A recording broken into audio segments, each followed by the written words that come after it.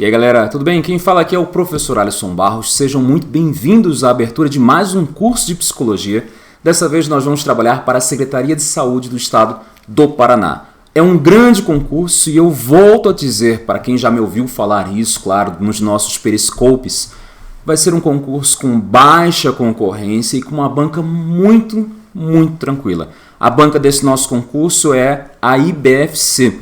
É uma mãe, ela só não é mais fácil do que a OCP, mas é uma banca bastante tranquila. Nessa primeira aula nós vamos trabalhar com os conteúdos de ética e documentos psicológicos. É certeza absoluta que na prova de vocês nós vamos ter questões assim. Professor, como é que o senhor consegue adivinhar o futuro? Não adivinho o futuro. É um estudo estatístico que eu fiz a partir do caderno de provas que eu enviei para a área do aluno de vocês. Então, lá dentro da área do aluno de vocês, no Psicologia Nova, nós temos todas as provas da IBFC. É uma grande vantagem de estudar conosco. A nossa ideia aqui, claro, é fazer com que vocês tenham a melhor preparação possível no menor espaço de tempo, certo? Então, disponibilizei lá todas as provas direitinho. Vamos resolver todas as questões, aliás, boa parte das questões relativas aos nossos assuntos, e sempre cai questão de documentos psicológicos e de ética. É curioso falar, inclusive, na aula de hoje nós vamos estudar isso, na parte de avaliação psicológica cai mais questão falando sobre documentos do que sobre avaliação psicológica em si. Bastante curioso isso e, claro, vocês já vão se preparar com essa visão. O concurso abriu há pouco, as inscrições ainda estão abertas e esses primeiros vídeos aqui versando sobre ética vão integralmente para o YouTube também. Perfeito? Então vou falar sempre para a galera que está dentro do nosso curso e a galera que está do lado de fora nos acompanhando, assistindo no YouTube. Caso você esteja no YouTube, dê uma curtida aí, tá certo? Porque é o nosso reforço positivo. Vamos começar então falando sobre algumas informações iniciais antes de falarmos da área de ética. Secretaria de Saúde do Estado do Paraná. Teremos vagas para psicólogo, 21 vagas, várias cidades, um grande concurso. Antes de começar, claro, eu vou criar um grupo do WhatsApp. Caso você não tenha ainda sido adicionado no WhatsApp, entre em contato comigo. Afinal de contas, nós queremos aqui o quê? Nós queremos privilegiar aquele aluno que está honestamente conosco, está honestamente dentro do nosso curso, não está com blá blá blá danado. Então, sempre que eu puder fazer isso para ajudar os nossos alunos, em especial criar um grupo do WhatsApp para trocar dicas, informações, questões, angústias, orientações, cobrar, fazer críticas construtivas, claro, eu vou fazer isso. É uma turma bastante resumida, bastante enxuta e, claro, nós queremos novamente o primeiro lugar. Professor, mas isso é propaganda. Todo mundo fala que consegue o primeiro lugar. É verdade, todo mundo fala, mas nós mostramos. Então temos uma série de provas, de evidências no nosso YouTube, uma série de entrevistas realizadas, escritas ou em vídeo. Recentemente fiquei sabendo que o primeiro lugar também na defesa do DEPEN foi aluna nossa. Bacana, vamos continuar, vamos manter aí esse ritmo sempre que possível, tá certo? Então, grupo do WhatsApp, caso você não esteja ainda dentro desse grupo, me manda uma mensagem que eu adiciono, eu verifico, está lá na nossa lista dos alunos honestos, inscritos dentro do nosso material, né? dentro do nosso curso, tá certo? Ah, professor, mas isso é uma maldade, eu estou tendo acesso por fora ao seu curso e tal, e eu quero protestar contra Cunha, quero protestar contra Renan Calheiros, contra Temer, fora Dilma, todo mundo. Pois é, né? Então não vai dar para fazer tudo ao mesmo tempo. Ou você é congruente, ou você tem, de fato, respeito com relação ao nosso trabalho, tá certo? Ou vaza daqui, né? O nosso trabalho aqui é feito para pessoas, como eu sempre digo, que estão, de fato, orientadas para uma congruência. E, claro, estamos aqui no ritmo de Olimpíada, temos nossas Olimpíadas de questões, temos o nosso periscope, nós temos muita novidade aí até o dia da prova. Vocês podem acompanhar, eu quero que vocês saiam com o caneco, com a vitória, assim, enrolados com a bandeira do Brasil, tudo direitinho como manda, de fato, o nosso figurino. Tudo bem, não precisa ser a bandeira do Brasil, não. Vocês podem botar qualquer bandeira que vocês quiserem, sem problema nenhum. Mas eu quero continuar com essa nossa praticamente invicta série de vitórias dentro da área dos concursos, beleza? Bom, ética profissional. Temos vários sinônimos de ética. Isso pode vir de qualquer forma para vocês no edital. Pode vir escrito ética profissional, ética no serviço público, N coisas A ética do trabalhador, então no nosso edital nós temos várias denominações também, tudo significa a mesma coisa, né? Código de ética profissional é a nossa fonte de estudo. Eu sugiro, pensando na nossa banca e nosso estudo é orientado para a IBFC, eu sugiro que vocês estudem também um pouco de bioética.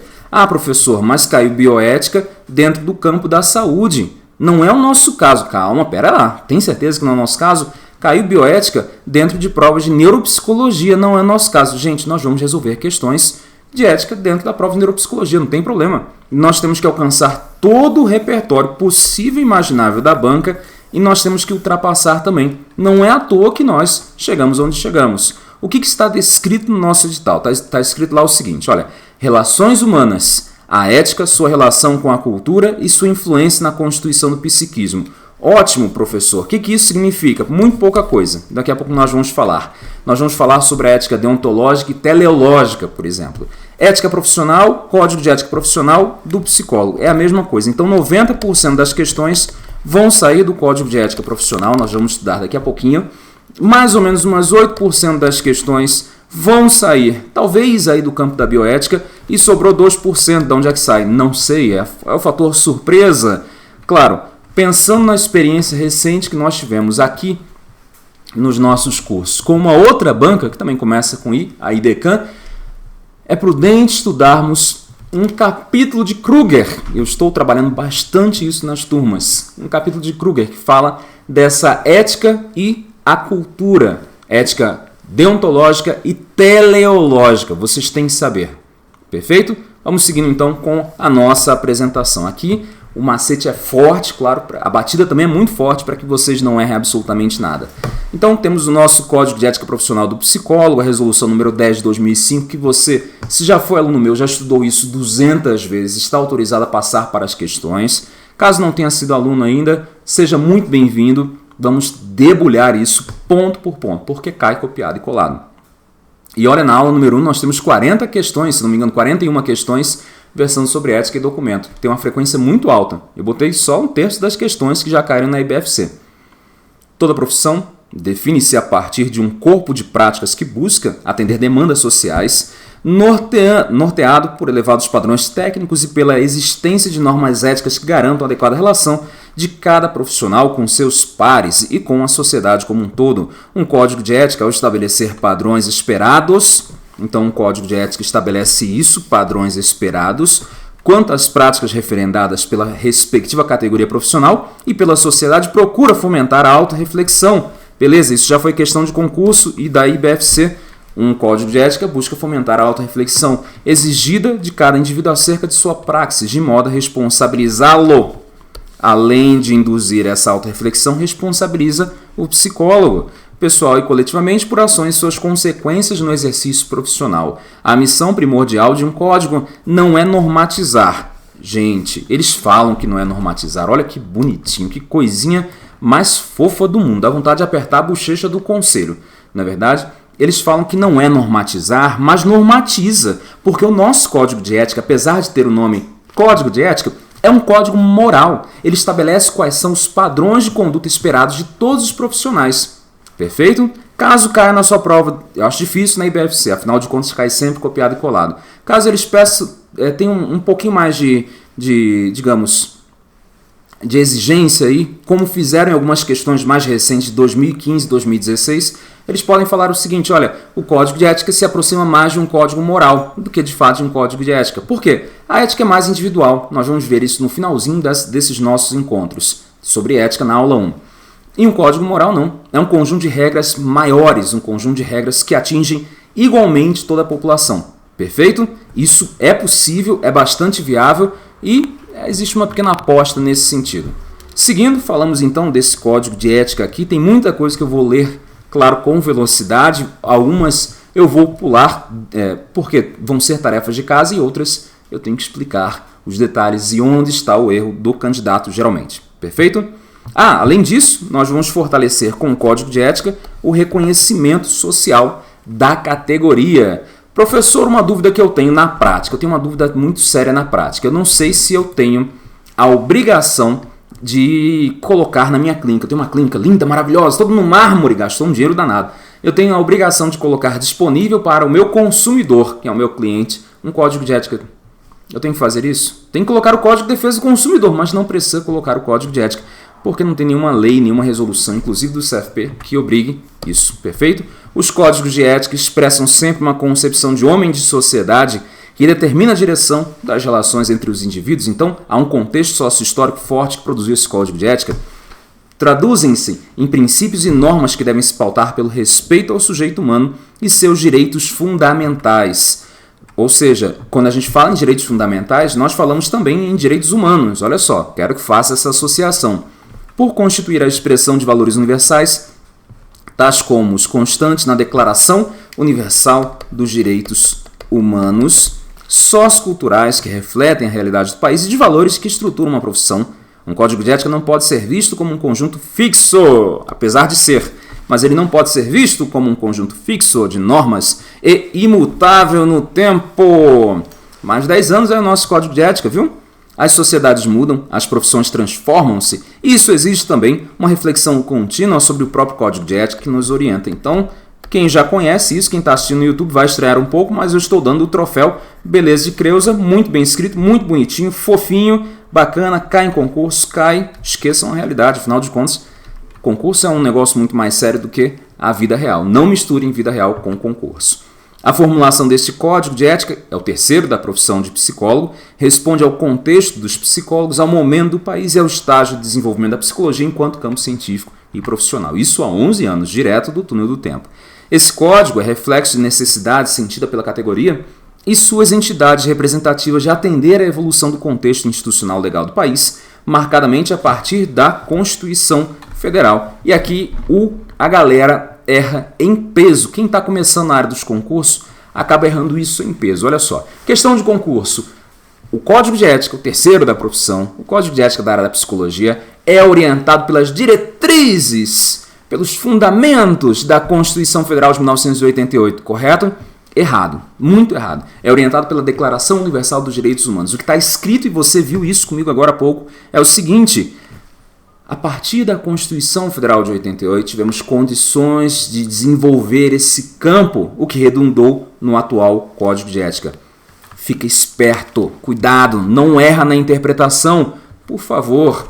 Seguindo, lembrando, a orientação é pela Declaração Universal dos Direitos Humanos, não é pela Constituição Federal. Consoante com a conjuntura democrática vigente, o presente Código foi construído a partir de múltiplos espaços de discussão sobre ética da profissão, suas responsabilidades e compromissos com a promoção da cidadania. É verdade, isso aconteceu. O processo ocorreu ao longo de 3 anos, etc. Este código pautou-se pelo princípio geral de aproximar-se mais de um instrumento de reflexão do que de um conjunto de normas a serem seguidos pelo psicólogo. Para tanto, na sua construção, buscou-se.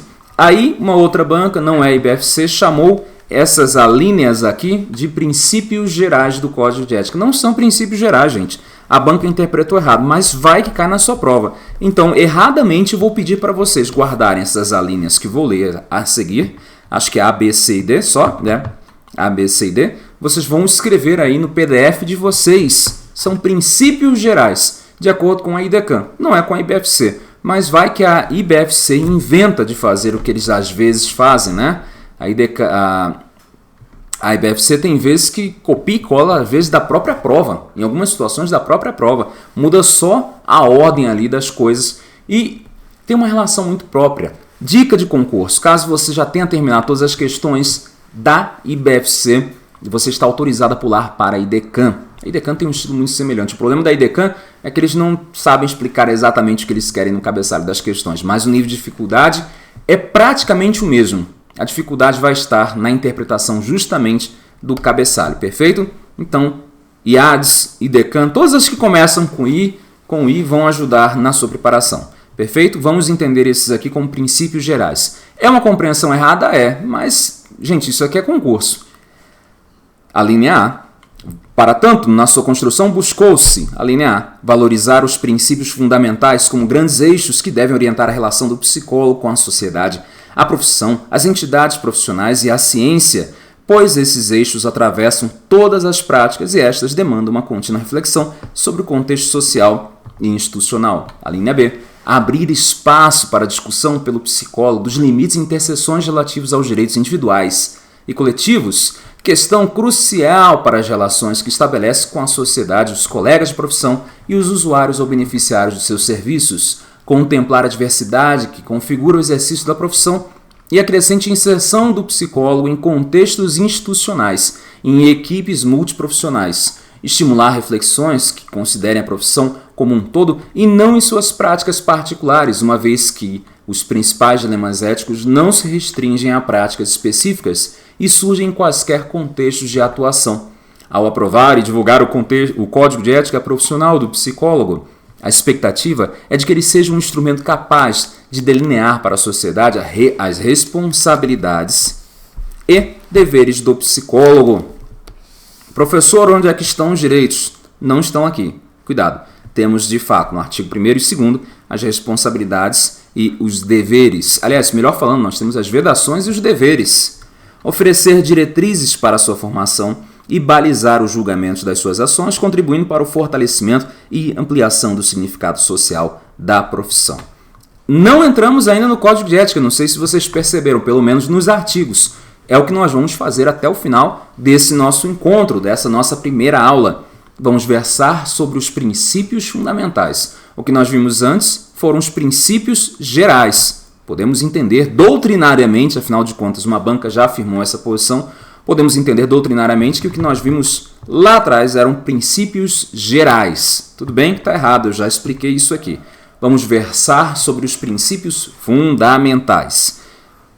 Inciso 1. O psicólogo baseará o seu trabalho no respeito e na promoção da liberdade, da dignidade, da igualdade, da integridade do ser humano, apoiado nos valores do quê? Nos valores que embasam a Declaração Universal dos Direitos Humanos. Então a base está nos valores. O nosso Código de Ética é apoiado nos valores da Declaração Universal dos Direitos Humanos. Inciso 2. O psicólogo trabalhará visando promover a saúde e a qualidade de vida das pessoas e das coletividades e contribuirá para a eliminação de quaisquer formas de negligência, discriminação, exploração, violência, crueldade e opressão. Professor, cai copiado e colado? Cai dessa forma como eu vos apresento. Inciso 3. O psicólogo atuará com responsabilidade social, analisando crítica historicamente a realidade política, econômica, social e cultural. Gente, dica geral, claro, um breve comentário, e é necessário fazer isso. Naquela época, havia, tomado conta do sistema de conselhos regionais e Conselho Federal, uma perspectiva teórica, uma abordagem política muito forte, baseada nessa perspectiva social e histórica, muito necessária naquela época, tá certo? Então, muito do que se fala aqui reflete quase que 100% essa perspectiva. Professor, mas o senhor é muito crítico, o senhor bate muito forte nessa abordagem política, eu acompanho o seu Facebook, por exemplo, tudo bem. É a postura do professor. A dica como profissional aqui que eu estou te dando é o seguinte: essa visão de contextualização social histórica reflete lá em 2005 o posicionamento do sistema conselhos na época. Foi necessário e é necessário, claro, hoje em dia também. Perfeito? É a dica que eu dou. Isso está permeado em todas as resoluções lançadas pelo Conselho nos últimos 15 anos, certo? O psicólogo, então, atuará com essa responsabilidade social. O psicólogo atuará com responsabilidade por meio do contínuo aprimoramento profissional, contribuindo para o desenvolvimento da psicologia como campo científico. Quer dizer que a psicologia é ciência? Eu não vou discutir isso aqui. É verdade. Caso queira tirar as suas dúvidas, entre no nosso fórum, no nosso site, claro. Inciso 5. O psicólogo contribuirá para promover a universalização do acesso da população às informações, ao conhecimento da ciência psicológica, aos serviços e aos padrões éticos da profissão. Ele vai divulgar isso. O psicólogo zelará para que o exercício profissional seja efetuado com dignidade, rejeitando situações em que a psicologia esteja sendo aviltada. Se vocês forem que nem eu, provavelmente vocês aprenderam o que significava aviltada quando leram o Código de Ética. Eu não sabia o que era antes, admito aqui, um vocabulário bastante parco e lacônico que eu tenho, não consegui entender isso. O que é aviltada? É desrespeitada. Está lá teste psicológico sendo vendido no Mercado Livre. O psicólogo, será que ele pode representar contra essa situação? ou ele tem a obrigação de fazer algo?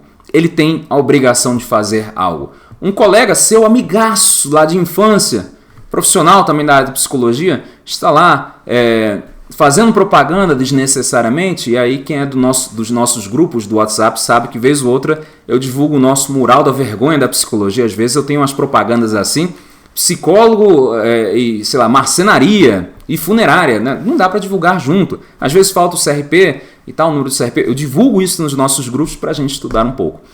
E aí esse psicólogo comete alguma falta ética. Será que o psicólogo, você em casa aí, tem a obrigação de fazer algo ou apenas pode? Você tem a obrigação. Nós vamos ver isso daqui a pouquinho. Inciso 7.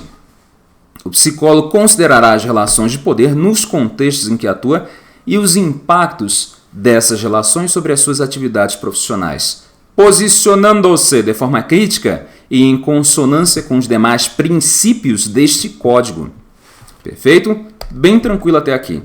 Nós vamos começar, vamos começar logo agora, vamos ganhar um pouco de tempo, afinal de contas, é concurso, nós não temos minutos a desperdiçar. Vamos entrar agora nas responsabilidades do psicólogo.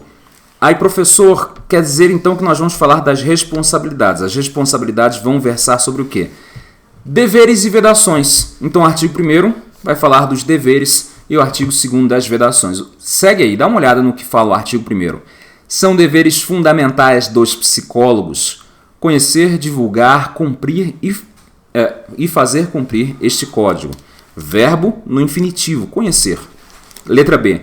Assumir responsabilidades profissionais somente por atividades para as quais esteja capacitado pessoal, teórica e tecnicamente. Segunda vez que nós encontramos um verbo no infinitivo.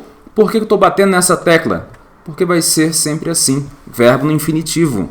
Daqui a pouco, quando nós estudarmos as vedações, nós vamos notar que temos alguns verbos no infinitivo, tá certo? Mas nem todos vão estar no infinitivo. Eu quero que vocês entendam claramente um ponto que é fundamental para a aprovação de vocês. A IBFC cobra esse tipo de conhecimento. Será que está no artigo 1º? Certo, das vedações? Ou será, aliás, no artigo 1º dos deveres? Ou será que está no artigo 2º das vedações? Aí tem lá 3 alternativas que falam das vedações. E eles querem um que está dentro dos deveres. Como que eu faço? Guarda no seu coração. Guarda pelo menos até o dia da prova, certo? Vamos lá. São deveres fundamentais ainda dos psicólogos. Prestar serviços psicológicos de qualidade em condições de trabalho dignas e apropriadas à natureza desses serviços, utilizando princípios, conhecimentos e técnicas reconhecidamente fundamentados na ciência psicológica, na ética e na legislação profissional. Então, minha gente, adianta fazer propaganda, adianta trabalhar aí, por exemplo, em um CRAS, onde tem goteira caindo na cabeça do psicólogo, não dá, não é possível. Claro, isso aqui é teoria, no dia a dia a coisa fica mais punk, mais difícil, na verdade, no mundo dos concursos é tudo muito bonitinho, é possível ter essa postura crítica que eu estou mostrando para vocês. Letra D. Prestar serviços profissionais em situações de calamidade pública ou de emergência. Calamidade pública ou de emergência. É um dever, é uma ação.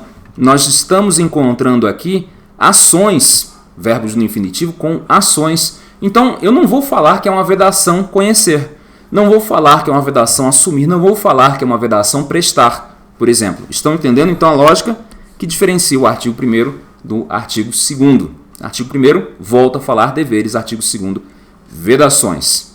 Perfeito? Então, temos lá, e é o exemplo que eu sempre dou esse exemplo, caso vocês saibam de algum exemplo melhor, mais atual, me avisem. Teve lá um incêndio na Boate Kiss, certo?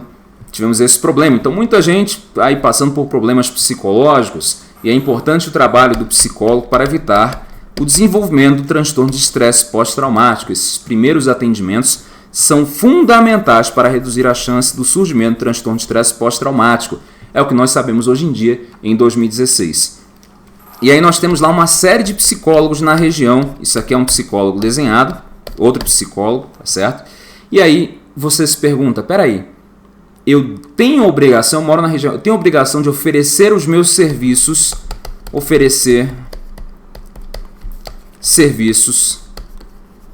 à população? Sim, E vou oferecer sem visar benefício pessoal? Sim! Duas respostas. Lembram? Vocês lembram que eu falei qual que era a perspectiva do CRP, aliás, do CFP em 2005? Era essa. Uma perspectiva social. Uma perspectiva social. Professor, mas eu sou psicólogo do trânsito. E eu sempre falo psicólogo do trânsito, deixa eu mudar aqui. Eu sou psicólogo hospitalar. Eu sou psicólogo do esporte. Ou psicólogo do marketing. Eu vou oferecer meus serviços? Sim. Eu vou ser dispensado porque eu não tenho habilidade técnica para coisa? Sim, também. Mas, primeiro, para você não precisar interpretar demais a questão, você vai oferecer esses serviços em todo e qualquer caso de situação de calamidade ou de emergência. Perfeito? Calamidade ou emergência. Além disso, o psicólogo tem o dever de estabelecer acordos de prestação de serviços que respeitem os direitos do usuário ou beneficiário de serviços de psicologia. Fornecer a quem de direito. Quem é esse a quem de direito? Não sei. Então, em quase todas as legislações da área da psicologia, nós encontramos isso. Fez um documento psicológico decorrente de avaliação psicológica. Eu vou entregar a quem? Ao paciente que passou pela avaliação psicológica? Não. Eu vou entregar a quem de direito. Pode ser o juiz, pode ser o médico, por exemplo, dentro de um contexto hospitalar. É a quem de direito. E nisso, as nossas resoluções que versam sobre documentos psicológicos e versam sobre o trabalho do psicólogo são bastante coerentes. É sempre a quem de direito, perfeito? Fornecer, então, a quem de direito, na prestação de serviços psicológicos, informações concernentes ao trabalho a ser realizado e ao seu objetivo profissional. Informar, novamente, a quem de direito os resultados decorrentes da prestação de serviços psicológicos, transmitindo somente o que for necessário para a tomada de decisões que afetem o usuário ou beneficiário. É a primeira vez que isso daqui aparece.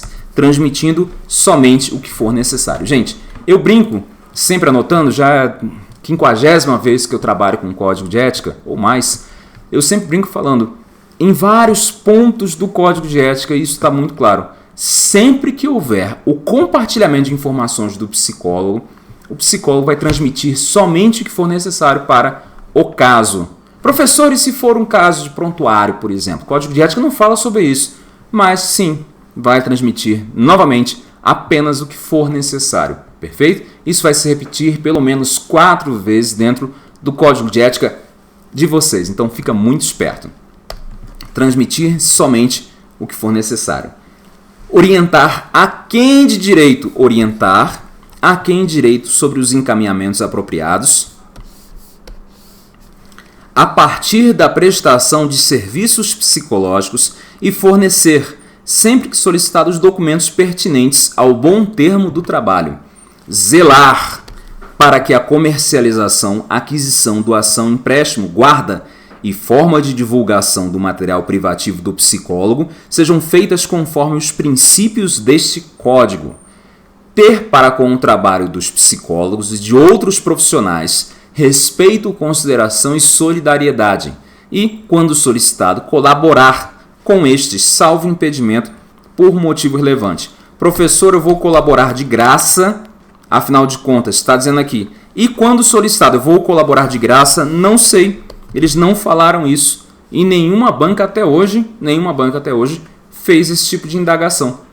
O que as bancas fazem e isso vai incluir a IBFC, o psicólogo vai colaborar sempre que for solicitado? Sim, exceto quando houver algum motivo relevante que impeça o psicólogo de atuar nessa situação. Mas sempre vai fazer isso. Olha aqui a perspectiva social novamente. Sugerir serviços de outros psicólogos, o psicólogo vai fazer isso. Sugerir serviços de outros psicólogos, sempre que por motivos justificáveis não puderem ser continuados pelo profissional que os assumiu inicialmente, fornecendo ao seu substituto as informações necessárias à continuidade do trabalho.